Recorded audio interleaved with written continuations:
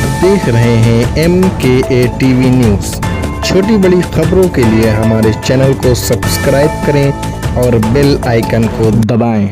सपा प्रमुख अखिलेश यादव ने किया पार्टी कार्यालय में प्रेस कॉन्फ्रेंस। तो सम्मानित साथी मंच पर हैं और यहाँ जितने लोग बैठे हैं इन्होंने बहुत सी सरकारें देखी हैं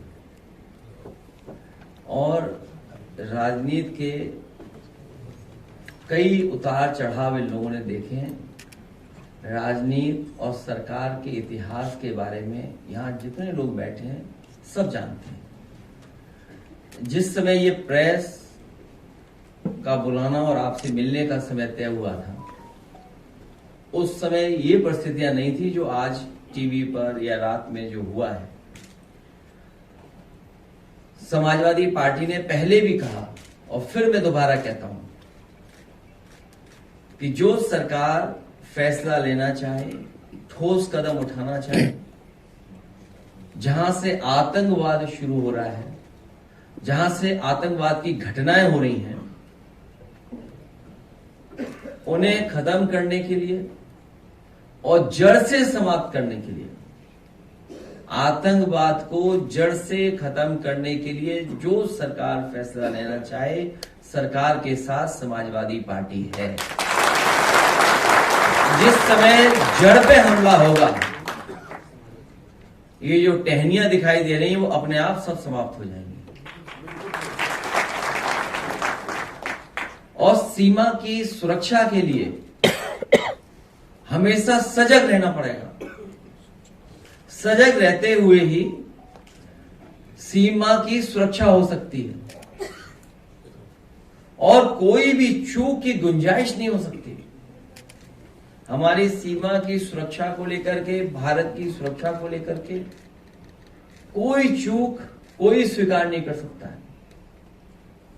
हमें अपनी सेना पर, हमें अपनी आर्म फोर्सेस पर पूरा भरोसा है। यही फोर्स है जो सीमा पर हमारे देश की रक्षा कर रही है और उन्हीं की वजह से आज हम सुरक्षित हैं। आज हम इस हॉल में बैठ पा रहे हैं या हम सुरक्षित माहौल में रह पा रहे हैं। अभी ऑल पार्टी मीटिंग का होना फिर तय हुआ है। समाजवादी पार्टी के राष्ट्रीय प्रमुख महासचिव आदरणीय राम गोपाल यादव जी उस मीटिंग में रहेंगे। जो हमारी पार्टी से सुझाव होगा वो सुझाव जरूर हम लोग देंगे और सुझाव यहां तक देंगे क्योंकि कुछ लोग कहते थे कि अब नए तरह का युद्ध है, इसमें फौज की जरूरत नहीं पड़ेगी। और उसका परिणाम यह हुआ था कि अग्निवीर जैसी व्यवस्था लागू हुई थी जो अस्थाई है, स्थायी नहीं है। जो अग्निवीर व्यवस्था है वो अस्थाई है और वही लोग अब परंपरागत तरीकों को क्यों अपना रहे हैं। इसलिए जो कुछ सुझाव होंगे हम लोग ऑल पार्टी मीटिंग में राष्ट्रीय प्रमुख महासचिव जी के माध्यम से भेज देंगे। लेकिन जहां हम लोग यहां बैठे हैं, हाथा नहीं भाता, इतने ही सब बातें आप तक पहुंच गई हैं। पॉलिटिकल है वो फैसला, मोटिवेटेड है और क्योंकि आप विरोधी हैं, आपसे उन्हें पॉलिटिकल लगता है कि ये हमें पॉलिटिकली कमजोर कर सकते हैं, इसीलिए सब पॉलिटिकल कार्रवाई हो रही है। अगर निष्पक्ष इस सरकार को हटाने का काम करेंगे और हम अपने सभी लोगों को भरोसा दिलाते हैं, पीडीए में आप भी हैं। जब कभी भी आप अपना नाम शॉर्ट में लिखते होंगे तो पीडी लिख देते होंगे। कुछ लोग जानते होंगे अगर लिखना है शॉर्ट में लिख दिया पीडी, तो आप तो पहले से ही इसमें पीडी है। और हर पीड़ित के साथ हैं, हर दुखी के साथ हैं। हर व्यक्ति जो अपमानित हो रहा है उसके साथ है। और मैंने तो कई बार ऑफर कहता हूं कि ईडी जैसा डिपार्टमेंट होना चाहिए। और अगर फाइनेंशियल चीजें देखी जाए तो बहुत से लोगों पे उंगली उठ रही है, बहुत से लोगों में। कई ऐसे लोग हैं जिन्होंने बैंकों का कई हजार करोड़ रुपया, अखबार वाले भी पे दबाव है कि न छापो अखबार में। केवल एक दिन खबर आई, एक बैंक से कोई बहुत सारा पैसा लग गया, कोर्ट में केस चल रहा है, हाई कोर्ट लखनऊ में केस चल रहा है। कोई कंपनी है, उसका मामला है, बहुत चमकदार कंपनी और बड़ा, हाँ ठीक बात है। मतलब देखिए ना कैसे फ्रॉडगिरी हो रही है। 12,000 करोड़ का मामला है, शायद 12,000 करोड़ का मामला है। बैंक है, बैंक का भी नाम बदल गया अब तो। खैर, अभी सुप्रीम कोर्ट का मैं पढ़ रहा था कि कोई भूषण स्टील है, उसका मामला कुछ हुआ है, कोई नया मॉडल निकाला था और कोई बहुत बड़े उद्योगपति उन्हें दे दिया। वो अखबारों में छप रहा है। हाँ, वो एक फार्मूला है, एनसीएलटी का तो है, लेकिन एक वो स्कीम बनाई है उन्होंने। मैंने पहले भी कहा और फिर कहता हूं, हम लोगों पे तो आरोप लगाती है भारतीय जनता पार्टी, न जाने कैसे कैसे आरोप लगाती है, लेकिन भारतीय जनता पार्टी हर स्कीम पैसा कमाने के लिए बनाती है। वही हुआ जो हुआ है वहां पे। भूषण स्टील और एक बड़े उद्योगपति उन्होंने ले लिया बड़ा कारोबार। इसीलिए मैं कह रहा हूं कि इनके अपने लोग सब आजाद हैं, पॉलिटिकल लोगों को ढूंढा जाता है कि इनको कैसे फंसाया जाए, कैसे जेल भेजा जाए। उसी में कुशल तिवारी जी आप जानते होंगे, फंसा दिए गए आपका भी परिवार। वो आपको इसलिए फंसाया गया, हाथा दूर नहीं है आपके यहां से, बगल में ही है मामला, इसलिए आपको फंसाया जा रहा है। आपको बिल्कुल फिक्र नहीं करनी चाहिए, लड़िए आप, हम लोग आपके साथ हैं। और जहां तक अन्याय की बात है, ये सरकार अन्याय कर रही है। इसके सामने जो आएगा, इन्हें जातियों से नहीं लेना देना, जो आ गया अगर इनके खिलाफ है उसके साथ सरकार से कार्रवाई करा देंगे। चाहे कितना परेशान हुई है अपना वाजपेयी जी, सुमित ओझा उनके परिवार के सदस्य, कहां नहीं गई सोचो, हर एक से मिली, पुलिस प्रशासन सबसे मिली, सबको पता है कि घटना क्या है, लेकिन कार्रवाई नहीं कर रहे। सोचिए आप, हर पीड़ित के साथ हम समाजवादी लोग हैं, हर पीड़ित के लोग हर पीड़ित के साथ खड़े रहेंगे। अखिलेश जी, आज इतनी बड़ी बैठक की आपने हम यहाँ जितने लोग बैठे, प्रेस में नहीं बैठते ना, आपसे बातें कर रहे होंगे। उन्हें हाथा नहीं भाता, तिलक नहीं लुभाता।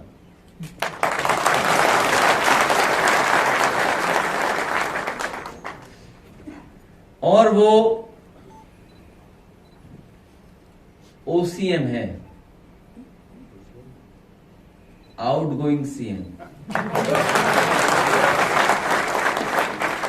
इसलिए अन्याय ज्यादा हो रहा है, इसलिए न्याय नहीं मिल रहा है। 2 डीसीएम भी हैं,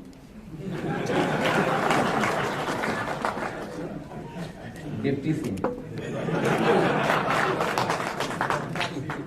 एक ओसीएम, 2 डीसीएम।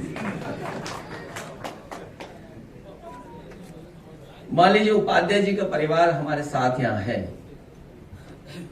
और ये सवाल पहली बार नहीं हम लोगों ने खड़ा किया। याद कीजिए वो समय, जिस समय हम लोग, आप लोग बात कर रहे थे, हमारे साथी बहुत सारे लोग कानपुर देहात पहुंचे थे। एक परिवार जिंदा जला दिया था। कहीं कोई सोच सकता है आज के समय पर कि ऐसी घटना हो जाए, बुलडोजर चले, झोपड़ी में आग लगे और जान चली जाए? जिंदा जला दिया। और जब उस परिवार का बेटा न्याय मांगने गया, उस सर्दी में कपड़े उतार करके उसको अपमानित किया, उसको पीटा गया, पुलिस के लोगों ने पीटा। ये जो हमारा परिवार बैठा है, हमारी पार्टी सबसे पहले पहुंची, और लोग भी पहुंचे, ऐसा नहीं है। हमारे लीडर ऑपोजिशन पहुंचे, कुछ तिवारी जी पहुंचे, और कोई परिवार ऐसा नहीं है जो समाजवादी था जो उनके घर परिवार नहीं पहुंचा। जो हम लोगों ने पढ़ा, जो जाना, वो यही था कि पुलिस पैसा मांग रही थी। ये पहली बार नहीं हो रहा पुलिस पैसा मांग रही थी। मुझे याद है वो जौनपुर में उस समय टिकटॉक चलता था। एक बच्चे ने केवल टिकटॉक बनाया, पुलिस को नहीं पसंद आया, पुलिस ले गई। उसके पिताजी को बुलाया कि पैसे चाहिए, हमें इतने पैसे चाहिए, नहीं दोगे तो आपका बेटा नहीं छोड़ा जाएगा। इतना पीटा कि जान चलेगी। ये कस्टोडियल डेथ सबसे ज्यादा हो रही है। यूपी नंबर 1 है कस्टोडियल डेथ में। ये कौन दे रहा है आजादी कस्टोडियल डेथ के लिए? किसके कारण ये हो रही कस्टोडियल डेथ? जब आप विधानसभा में बोल देंगे ठोक दो, और जब पुलिस से आप पॉलिटिकल काम लेंगे, आप अपने पॉलिटिकल राइवल्स को जेल भेजने के लिए काम लोगे। मान लीजिए अभी लीडर ऑपोजिशन ने कहा आदरणीय आजम खान साहब को जेल भेजा। हम बहुत सारे लोगों को जानते होंगे। हमारे दीक्षित जी बैठे हैं, जन्म की तारीख ठीक है, सर्टिफिकेट आपका नहीं ठीक है। ये सीतापुर के रहने वाले हैं। उस जमाने में कंप्यूटर नहीं था। डेट ऑफ बर्थ कोई कहता था होली से पहले, कोई होली के बाद, कोई दिवाली से पहले, दिवाली के बाद पैदा हुआ, वही कहानियां बन जाती थी, वही तारीख बन जाती थी। और रमाकांत यादव, कितना पुराना मामला। इरफान विधायक, हालांकि प्रजापति भी जेल में है। अभी उसका परिवार, जब हमें राज्यसभा का चुनाव था उस समय मिले परिवार के लोग मुझसे आए, बोले कि हम बड़े संकट में हैं। मैंने कहा क्या हुआ? बोले मुख्यमंत्री जी ने हमें बुलाया और मुख्यमंत्री जी ने आश्वासन दिया है कि प्रजापति जी के सब मुकदमे वापस हो जाएंगे, केवल हमें वोट दे दो। सोचिए, प्रजापति परिवार ने वोट दे दिया वहां, क्या प्रजापति छूट गए? तो ये वोट के लिए कुछ भी कर सकते हैं। ये ऐसी ही सरकार है। इसलिए जिनके साथ विलन हुआ, आज की बैठक में कोई ऐसा लम्बोद हुआ, कोई ऐसा अभियान या इस तरह का आंदोलन शुरू किया जाएगा आगे, पॉलिटिकली हो या सोशल हो? ये सब लोग मिलकर के ओसीएम को जल्दी हटा देंगे।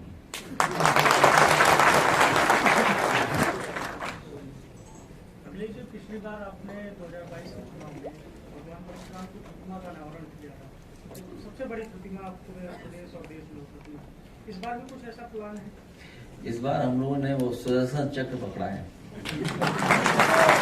आप लोग भी चैनल बदल लेते हो, कई लोग उस चैनल में थे, फिर उस चैनल में थे, उस चैनल में थे। आप भी तो चैनल बदल लेते हो अपने। पूछना क्या चाहते हो? कोई और प्रतिमा लगाई जाएगी? और हम पे बस सब भगवान हमारे हैं।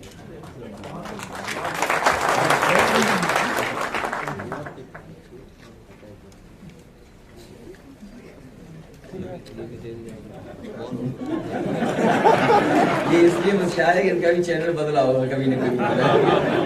पहले किस चैनल में थे? देखिए,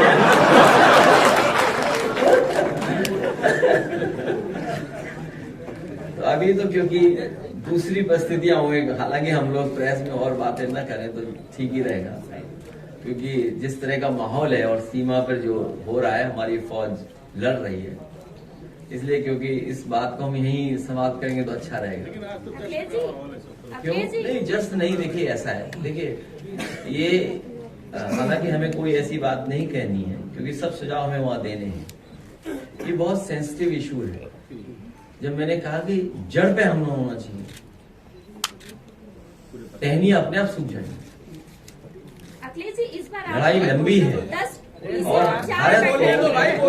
भारत को और मजबूती के साथ आतंकवाद का मुकाबला करना पड़ेगा, क्योंकि दुनिया आतंकवाद का मुकाबला कर रही है।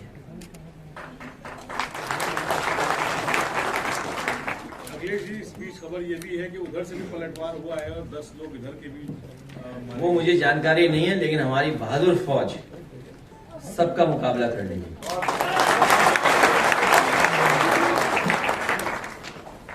ठीक है सर, अखिलेश जी, इस बार आपने 10 पीसी और 5 बैठक की है, कुछ बड़ा करने की साजिश तैयारी की जा रही है, विपक्ष का कहना है। विपक्ष का कहना है, विपक्ष तो यही है। चैनल बताओ, चैनल सर, कौन सा चैनल है? महुआ। महुआ चैनल है। महुआ पे तो अभी पत्तियां आ रही हैं, महुआ भी नहीं आ रहा है। सर महुआ गिर रहा है, गिर रहा, पत्तियां आ रही हैं, नई सीजन की पत्तियां आ रही हैं, नई सीजन की पत्तियां आ रही हैं, इतना तो हम भी जानते हैं। क्यों नहीं मालूम? गूगल चेक कर लो। नहीं सर, नई सीजन की पत्तियां नहीं, पुराना है। अखिलेश जी, तिवारी हाथा और मठ की जो लड़ाई थी, एक वक्त था कि मठ जो है तिवारी हाथा के सामने बौना हो गया था, लेकिन आज जो है जो योगी आदित्यनाथ जी हैं, लोग कह रहे हैं कि उसी बात की टीस अभी तक योगी आदित्यनाथ जी तिवारी हाथा से निकाल रहे हैं। ये सवाल आपने पूछ लिया तो हो सकता है टीस आपसे हो जाए। आपने सच्चाई बोल दी, हम आपका धन्यवाद देंगे।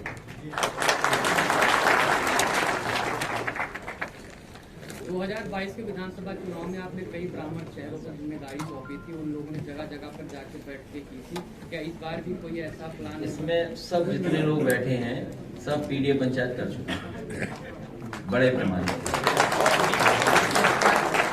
27 के पहले क्या पीडीए प्लस सियासत शुरू कर रही है? पहले तो ये तुम्हें इस पे पूछो, कुछ जो चल रहा है उससे बचिए, पहले सावधान रहिए। ठीक है सर। आज मौका नहीं है आपके जवाब वाले, 1 महीने बाद आपसे लंबी गप कराएंगे, 1-2 महीने बाद।